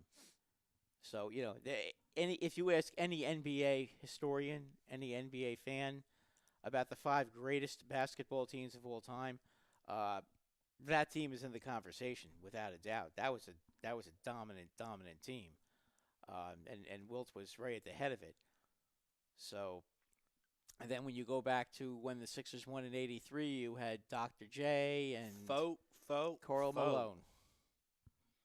So you had him, Moses Malone. Who else was on that team? Cheeks, Tony, right? Cheeks, Tony. Cheeks, Yeah. Tony. Was Hollins on that team then too? I'd have to. I think Hollins was on that team. Bobby Jones was on that team. They had some unbelievable talent on that team. You know. And then they couldn't afford the team anymore. They traded Malone for Roy Hinson, and that was basically the end of that team. But but if you go back to that they had Julius Erving and they had Moses Malone. That was a pretty darn good team too. Yeah, man. 4-4-4. Or faux, as Moses Malone would say. Okay. All right, Brad, let's transition a little bit. The NFL draft is Thursday. The schedule came out. When was This it? is gonna Last be- Thursday? Yeah, this is. We're gonna not be talking fun. about the fucking schedule. No. It makes me sick that people, the Eagles are going to go 13-3 and repeat. How do you know? Nah, you can't go. You can't go by that. Not It's now. April. It's Yeah, nonsense. Little early for that. I hate the think. whole exercise of going through the schedule, win, loss. Because you don't know. First of all, you don't know who's going to be good and who's not going to be good. Every year so- there's playoff turnover, especially in the NFL where there's a hard cap. Yeah, I agree But the with first round of the NFL draft is Thursday. The Philadelphia Eagles will be picking 32nd in the draft this year by virtue of winning the Super Bowl. Let's let that sink in, Eagles fans. The Eagles will be picking 32nd in the first round of the NFL draft. you. Unless they move up. Never thought I'd see the day where that would happen. Unless they move- 32nd. Unless they move up. Shut up. You move on. You just be quiet. But getting things started a little earlier are Okay. your New York Football Giants. You mean the team that went 3-13? That team? That is correct. Yeah. They rightfully earned the second selection in the draft. They're lucky the Cleveland Browns exist, Or they would have had the first. or they one. would have had the first pick. But I think the draft starts with them. The Cleveland Browns aren't going to listen to me. I don't think they're going to take Saquon Barkley with the first pick in the draft. No, it sounds like it's a slam dunk that they're going to take. Seems like the consensus is Sam Darnold. Sam Darnold is going to get picked by the Browns. It just sounds like that's what everybody's saying. So, with an outside chance of Josh Allen if things get weird. and they don't like Rosen, which is They didn't like Wentz when he was coming out too, so yeah, maybe Rosen's the guy. personally, But Brad, I like Rosen. you're the big Giants expert. The Giants can go a number of different ways. I think if Saquon Barkley is on the board at number 2, who I think is by far the best player in the draft, you take him. Right now, you got Jonathan Stewart slated as your starting running back. You put Saquon Barkley in there. You have Jonathan Stewart complement him as a power back. No-brainer. You got Odell coming back from injury. Sterling Shepard looks like a nice player. Ingram looks like a nice player. Eli, despite being 37, I think he's got a few more years left in him. And you did spend a third-round pick, although it was Jerry Reese's pick, on Davis Webb. So I think Saquon Barkley would be a slam dunk for the Giants at number 2. Absolute no-brainer. As much as I would love to see them draft Barkley, and I would, don't get me wrong, but I think the future of this franchise, I think the quarterback position is a much more important position than running back. If they believe in Davis Webb, then they will draft Barkley. If they don't believe in Davis Webb, then they have got to draft one of the young quarterbacks at this point because they are never going to be Who's your this bad favorite? again. Rosen, Your favorite's Rosen. absolutely. I think Rosen, to me, looked like, when I saw him, he looked like an NFL quarterback. The way he dropped back to pass, the way he was able to look down the field, find his receivers, not eyeball one guy. To me, he looked like a very professional quarterback. He kind of reminded me a lot of how Andrew Luck looked in college. Very, very similar. Although Andrew Luck can run a lot better than Rosen. I'm not using the See, now, running. These example. Pac-12 quarterbacks, both guys appear soft to me. Oh, Darnold and Rosen. Darnold and Rosen. And Josh Allen's like Darnold, the I mean, biggest coin flip ever. For Rosen, though, to be quite honest with you, though, his team wasn't all that good. I mean, maybe I'm listening to agree to disagree too much, but if I'm the Cleveland Browns, I'm taking Barkley at 1, and then I'm taking Baker Mayfield at 4. I think Baker Mayfield is You don't think he's too small? no. I don't think he's too small. And Big 12 offensive prospects make me nervous. Okay, but here's my question to you. Baker Mayfield, he can Who's absolutely gonna be- sling it. who is He's a going to proven be- winner. Wait. He's a Heisman Trophy winner. Is Baker Mayfield going to be picked 3rd by the Jets? Well, that would throw a monkey wrench. Okay. See, on that's the Rob Brinkman mock draft, I think the Browns are going to take Darnold. I think the Giants are going to take Barkley. I think the Jets are going to take Rosen. And then 4th, I would take Baker Mayfield if I were the Browns. So you think but they're who going to knows draft what they're both gonna do. Mayfield and you think they're going to draft both Mayfield and No, I'm sorry. No. Darnold? No, I'm confused. No, that would be ridiculous. They would Chubb maybe. Chubb maybe, yeah. Yeah, I would think they would draft Chubb. That would be the most logical if it turns out to be the way you're thinking. If I were doing it with the Browns, I would target Barkley 1 and Mayfield 4th. I don't think the Browns are going to do that. I think they're going to take Darnold and pray that Barkley's there at 4. That could happen if the Giants pick Rosen, because the Jets are going to pick a quarterback. Right. The Jets didn't give up all that No, the Jets all that the real Jets, estate to pick a The non-quarterback. Jets are getting a quarterback, whether it's Mayfield or Allen. I think it's going to be Mayfield. I think the Jets seem. It sounds to me like That's great. I love that. Because I think he's going to be good. Mayfield and has talked. Mayfield wants to be a Jet. I mean, he's made that comment. He wants to play in New York. Didn't he say he wanted to be on the Dolphins? No, he made as a comment well? about he said that he said that, and all the Jet fans seem to think that attitude in New York is going to play well, and they like it. They want to see him on the Jets. You know the whole. Oh, I love his attitude. Yeah, I do too. I mean, I would listen. He's like a dick, but like yeah, but he's not that big of a dick to where it but could if he's on your potentially be a team, problem. But if he's on your team, it's okay. Right, and then he grabbed his crotch in a college. Shut up! Yeah, like, so give me what? a break. So what? Big Caught deal. up in the moment. He made a big play, and you know. So what? You know. He grabbed his groin area. Listen, Big deal. Odell took Yeah. walked the dog of the Eagle logo when he scored a touchdown. And he does cocaine with strippers in hotel rooms. Shouldn't have done that. He might get suspended for that. Too. I've been telling you he's going to get suspended. He Odell might, Beckham will not play NFL football until October 1st. I don't whatever know the about first- that. I don't know about that. They haven't. I mean, but I haven't heard See ya, anything 4 about. games. Odell, see ya, 4 games. I don't know about that, but we'll see. Bob I mean, Brinkman, Giants draft Barkley, and they can send the Browns brass some complimentary playoff tickets.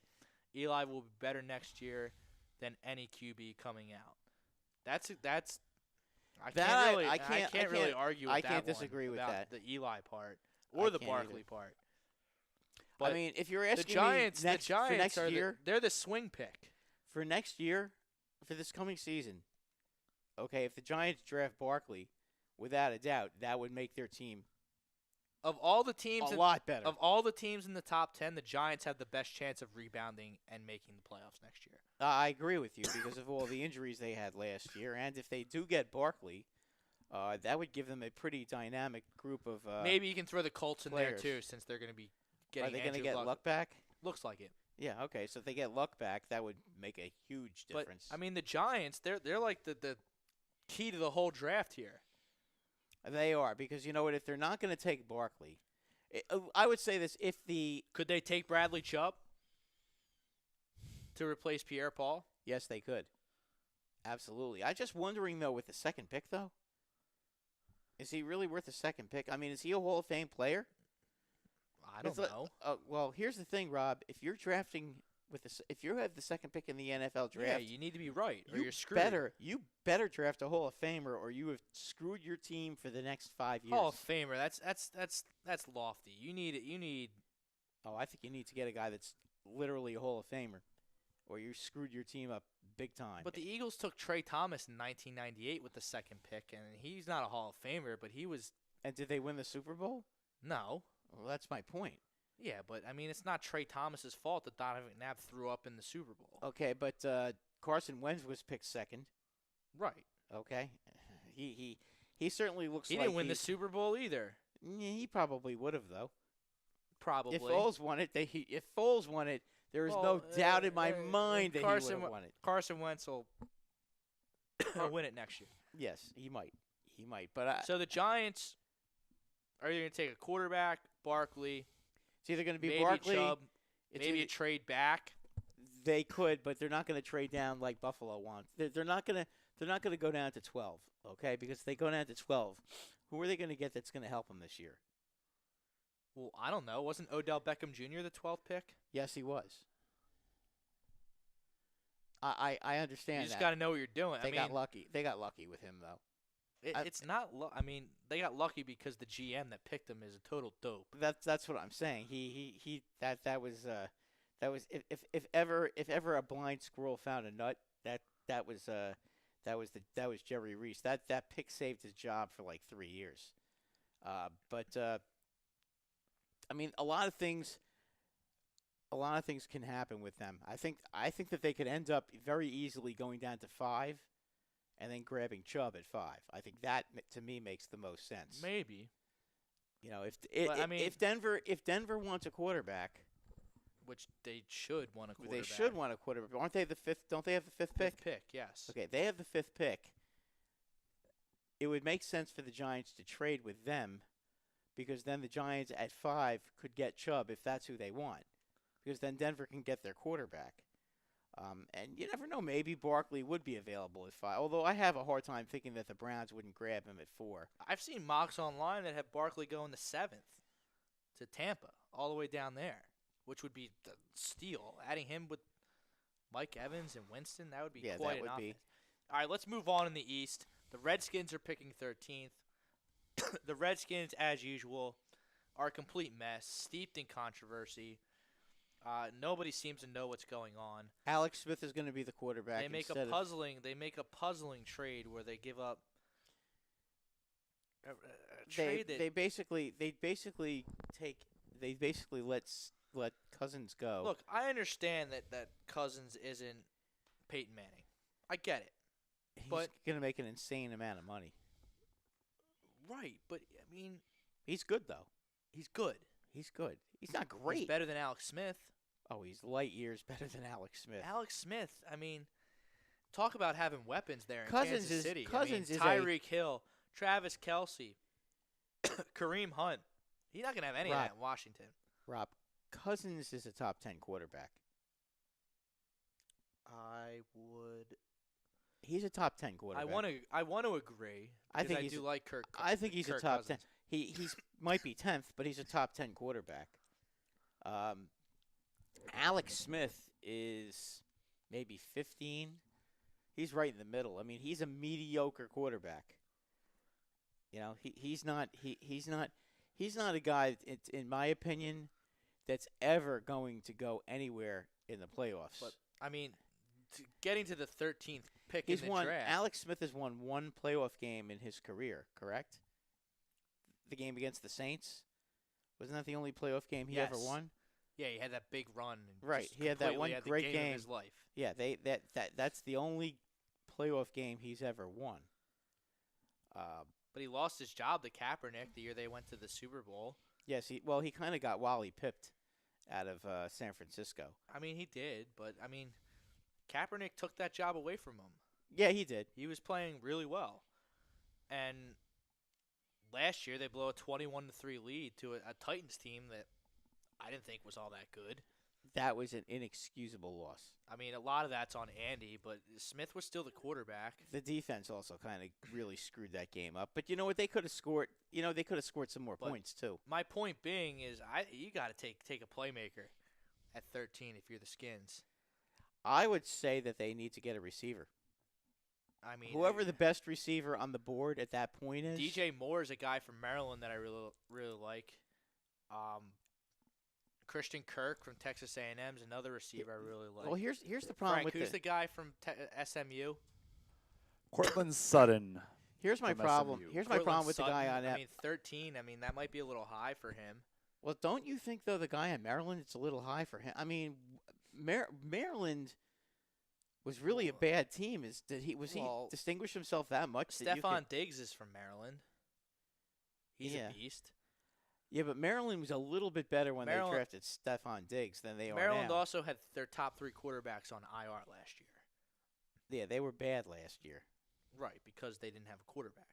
Exactly. And DJ Moore still killed it. Did he? All right. He can play the slot. He can play outside. I mean, is there a receiver that the Redskins could get that would really make a difference for them? Yeah, DJ Moore or Christian Kirk. That's what they've got to get. They've got to get themselves another receiver. Darius Geis is as a running back that they could use. They could use good. They could use a real running back too, because the running back. It always seems like they like to go by committee. And with they their traded running back. one of the best nickel corners in the league, Kendall Fuller, to get Alex Smith. So, and they're spending all that money on their little goon in the defensive backfield. Yeah, Josh Norman. Odell's he backs buddy. it up though. He's a good player. Yeah, he's still a goon though. He's a goon and he's a loudmouth and he's a hot dog, but he is good. He sings it and brings it, as some would say. He's getting older though. He's getting older, but he's still got plenty in the tank. If I'm basing everything on last year, their defense wasn't very good last year though either. No, they're not a good team. No, they're really not. But they need to upgrade their receivers. I think that's something that they definitely need to do, because they let Pierre Garçon go, and they let who was the other receiver? They had Deshaun Jackson. They let him go. They brought in Pryor, and Pryor really wasn't all that good last year. No, he was horrible. Yeah, I mean that was he was very disappointing. Failed experiment. Yeah. So, but I don't know where they go, but I think they need to get a receiver. I think the Skins are going to finish last in the East. Yeah, I agree with you. And that's saying something, because we both know how little respect I have for Dak Prescott and his ability to win football games in the National Football League. Yeah, the Dallas Cowboys with Elliott playing. But let's move on. Let's move on to the Cowboys. Team. They'll be a much better team next year. The Cowboys are picking 23rd. I think that's pretty obvious. They're going to get a receiver. Well, I mean, obviously, really, Des Bryant's not there. Is there any? DJ Moore would be a perfect fit. DJ Moore is Cole Beasley, just a way better version. Yeah, they're gonna draft a first round. Their first round pick's going to be a receiver or Christian Kirk. The same players I just talked about for the Redskins would be perfect fits for the Cowboys. I think that's where they're going to go. I mean, the Cowboys. I would say this about their defense. Their defense has improved. Their defense, I thought last year was pretty good. But their offense. DJ Moore is a spectacular route runner, especially between the numbers. Something Des Bryant was never good at was running routes. Des Bryant used his physicalness. Right. And when his physicalness went away, he wasn't elite anymore. Or Dak Prescott couldn't get him the ball for whatever reason, or they were running Ezekiel Elliott, and then he goes and pouts on the sidelines and kicks and screams. That's his big baby. I don't think Des Bryant's even that good. He was.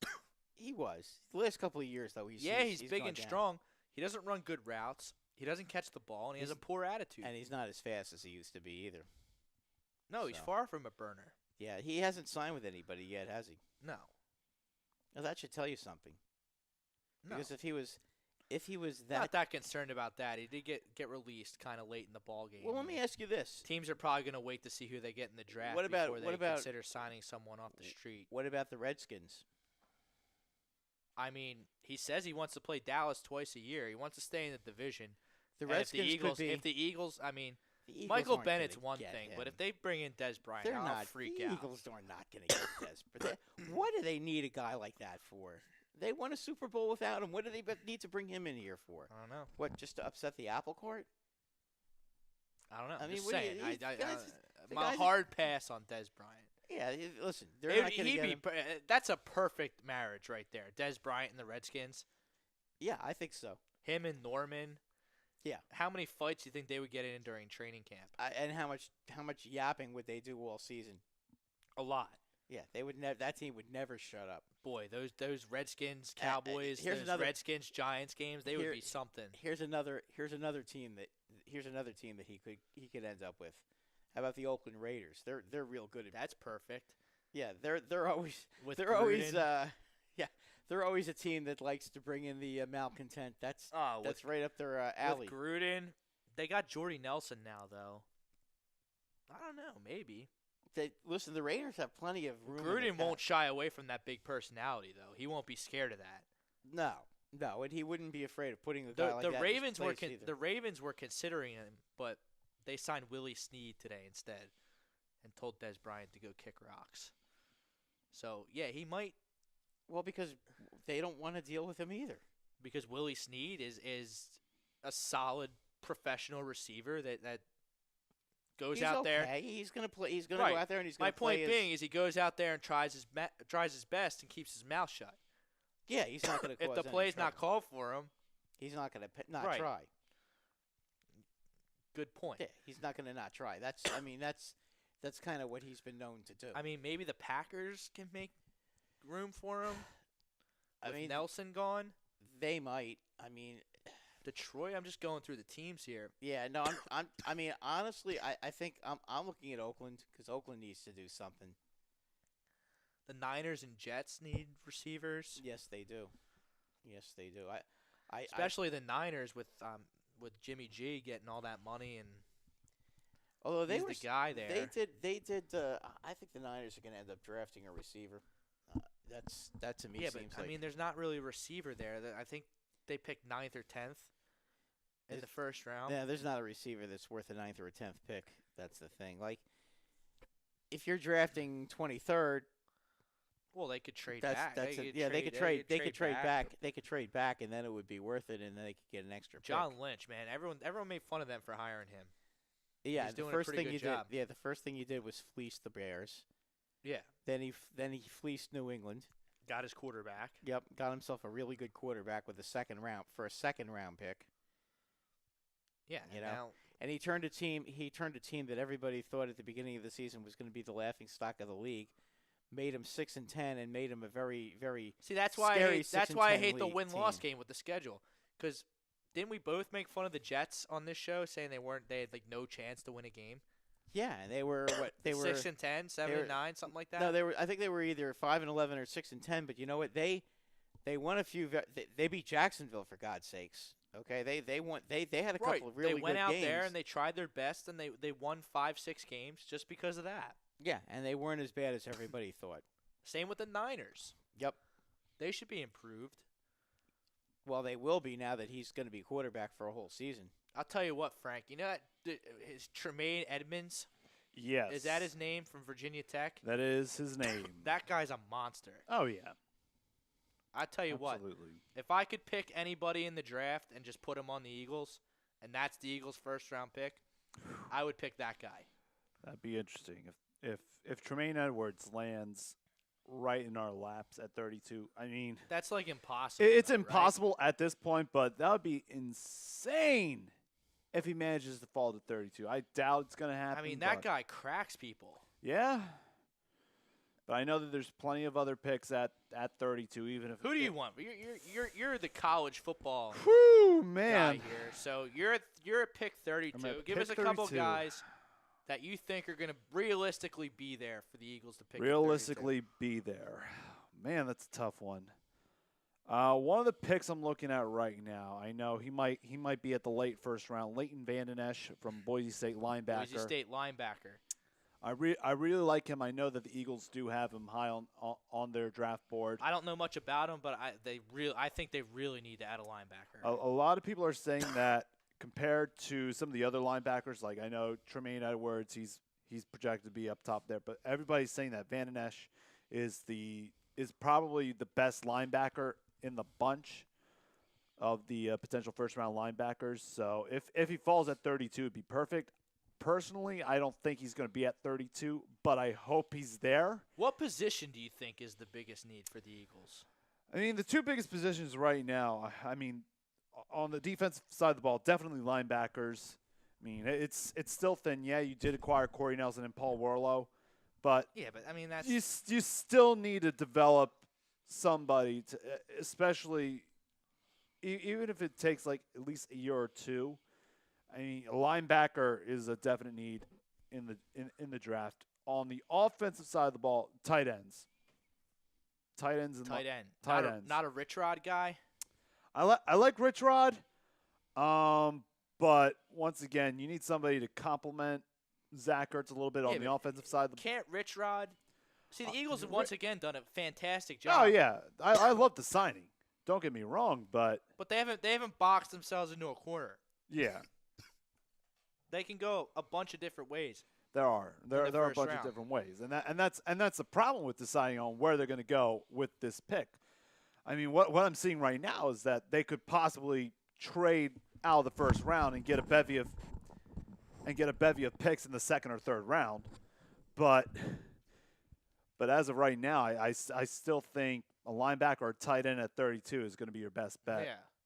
I think they're going to trade back. I think, Yeah. Howie did good with the trades last year, but that's sticking in his craw that he doesn't have a second or third round pick. Yeah, and especially what you want in that draft. A lot of that big talent is going to be somewhere in the second or third round. I know they're also looking for a running back. I know they're keeping their eyes out on Rashad Penny from San Diego State. That's another name, Sonny Michel or Nick Chubb. They're probably going to be second or third round guys going into day 2. And if you lose on that opportunity, if you take it back at 32, though, I mean, I get best player available, Right. player available. We're not going to reach. We're going to take the best player available. I get that. It's great. But what are you going to do with Darius Geis or Sonny Michel at pick 32? Yeah, I mean, I can understand with Geis because I know a lot of people said he's going to be one of the top running backs in the draft. But if it falls to 32, yeah, I would take him there. But Sonny Michel, if depending on where he's at on that big board that everybody's talking about, he could be a second round pick. He could be he'll probably be a early to mid second round. A guy I have my eye But on. I like Michel as well. A guy I have my eye on, Frank. Safety out of Stanford, Justin Reed. Justin Reed. Is he going to be – he could be there at 32. And I think that they need to start thinking about life after Malcolm Jenkins and Right. Absolutely. Ronnie McLeod. Rodney McLeod. Thank you. So that's a guy. I mean – Safety, yes. You could definitely get a top safety at 32. Yeah. I know. mean, a lot of the mock drafts have safeties at 32. Yeah, that's. I mean, is there even another? Justin Reed's really the only guy I've been reading about. Yeah, in everybody's terms of saying safety. Justin Reed. Landon Collins was picked in the second Right. second round. So I mean, you can get some real good safeties at that spot. I think the Giants had the fourth pick in the second round when they got him. They traded up for him. Right. So I mean, you can get really good safeties at that particular level, and safeties now are much higher value than they've been in the past, just because so many receivers are now in the mix. Right.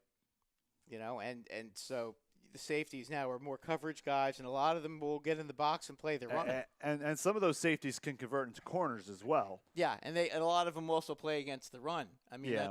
it's not unusual to see them in there making making tackles against the run. That's not Right. That's become a big part of football today. So that's Bob an Brinkman, important Eagles have position. tight end waiting on practice squad. Bryce Brown. Yeah. Need a linebacker. I agree.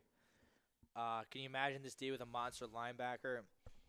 I would love to imagine this D with a monster linebacker. Yeah. Bradham is good. Kendricks, I mean, he makes me mad, but he's proved his worth. He is. But And- that's the one I'm name looking you at- definitely got to watch out in the draft, Michael But- Kendricks. If he gets traded, that could be huge. If somehow he gets traded, probably in day 2 for second, third, fourth round picks, just to restock for this year's draft. Right, but then you're trading a linebacker. Then you're trading. Then the big problem is You're trading creating a another, need Yeah. at a position where I think it's the weakest on the team. Right. So I would be careful with that. But Howie will figure it out. Howie will figure it out. Yeah. I mean, how he's worked his magic before. I'm concerned about the middle linebacker. Yeah. I think Bradham and Kendricks can be okay as outside linebackers. Bradham's great on the strong side. He really has taken to what Jim Schwartz likes to do on defense. But Hicks in the middle, I mean, he's good when he's in there. But what do you do, ACL or Achilles last year? I think it's I believe it was ACL last year. I mean, He's done his Achilles before, though. He has. And looking at the other linebacker, the other inside linebacker, you have Joe Walker. I mean, he's got injured plenty of times. Right. I mean, Joe Walker, if Joe Walker's your starting middle linebacker in week 1, I think that's a huge problem. It's a huge problem. I mean, Joe Walker, he's fine on special teams, but right. If you need him to fill in because Hicks strains his hamstring, has to mick a week or two, that I'm good with that. I think he can do that. Yeah. I mean, he has held his ground before. I'll give Joe Walker credit, especially being the last pick of what is considered the Chip Kelly era. No, right. of the first pick of the Howie Roseman 2.0 era. But he's done fine. I got one for you guys, by the way. NHL. Okay, big upset tonight. The Toronto Maple Leafs have knocked off the Boston Bruins. So we're going to 7? 3-1. We are going to Game 7 in Boston. Love Game 7, I especially love in Game hockey. 7s, and boy, would I love to see Toronto knock off Boston and see those. It's going to be a great. See those Bruin fans How crying. are, Oh my How God! are our Blue Jackets doing? Our Blue Jackets are down 5-3 with 7 minutes to go in the third period. Not looking so good for them. They're going to be out. Yeah, they need a miracle, and I don't think that team has a miracle in them. But how about that? So they're going to lose 4 straight. Boy, the Boston Bruins blowing a 3-1 lead. Well, they do this. You remember being way taken- back when in 2010 they blew a 3-0 lead to the That's Philadelphia right. Flyers. That's right. Yeah, but I mean, the Toronto Maple Leafs are they were not supposed to win more than a game against the Bruins. Boy, oh boy, they're gonna be screaming their fool heads off. In the NBA, the Houston Rockets are making mincemeat out of the. See, now Minnesota that game was Timberwolves. close at halftime. The Wolves were up last time I looked at it. It's now 102 to 69. They're getting smoked. after 3. Wow. They're getting smoked. I mean, the Rockets just said enough. It was like 56-51 Wolves. Oh yeah. Like, what did they not score? that 50 points in the third quarter. that's what they do. That's what the Rockets do. Boy, I mean, if Steph can get 102 in the they had 102 points after 3 quarters. Yeah. I mean, a lot of teams don't score 100 points in a game. I mean, when Steph gets healthy and the Warriors have a full deck, and well, this they could do that too, I guess. and the Rockets have their full deck, that's going to be quite a series. That's going to be something. Yeah. And I guess Oklahoma City is Oklahoma City. They I hate the Thunder. Russell Westbrook, he just gets on my nerves so much. he's going to be they're at Utah tonight. All he cares about is his stats. Yeah, he's All a he hog. cares about He's is a his hog. stats. So the Jazz have a chance The tonight. Jazz to take are a team. 3 games to 1 lead. Jazz are a team.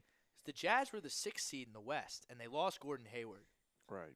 You lose Gordon Hayward to free agency, and you made a couple moves to help yourselves out. Well, you Well, they drafted have a great rookie. yeah, that- Donovan you Mitchell. drafted yeah. Donovan Mitchell outside of the top 10, which is Yeah. phenomenal work by And their you have a healthy Rudy Gobert, and you also have rookie Rubio dishing out some assists. So that definitely triple helped the double last game for Ricky Rubio. Wow.